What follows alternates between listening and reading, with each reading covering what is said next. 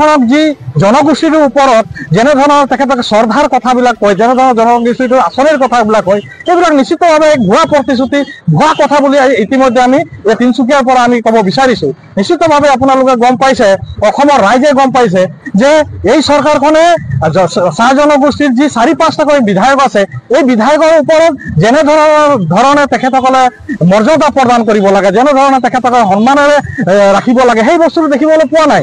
অকল চাহ জনগোষ্ঠীৰ ডক্টৰ মন্ত্ৰীটো যি আছে, সেই মন্ত্ৰীটো ডলা বগৰীৰ দৰে, কেতিয়াবা পল্লৱ লোচন দাস, কেতিয়াবা সঞ্জয় কিষাণ, এতিয়া ইতিমধ্যে দেখিছে ৰূপেশ গোৱালা, ইতিমধ্যে দেখিব পাব কিছুদিনৰ পাছতে অন্য এক আমাৰ বিধায়কৰ হাতত। গতিকে এই যে ল'ৰা ছোৱালী ধৰা যি খেল ধেমালি লগাই আছে, এই কথাক আমি গৰিহণা জনাব বিচাৰিছো। আৰু নিশ্চিতভাৱে আমি ক'ব বিচাৰিছো, এই অসমত বিভিন্ন পৰ্যায়ত মন্ত্ৰী দপ্তৰবিলাক আছে, প্ৰত্যেকটা দপ্তৰত কিন্তু আমাৰ জনগোষ্ঠীৰ যিবিলাক বিধায়ক আছে, সেই বিধায়কবিলাক যোগ্য নহয় বুলি আমি ভাবো নেকি? এই চৰকাৰখনে যোগ্য নহয় বুলি ভাবে নেকি? আৰু এই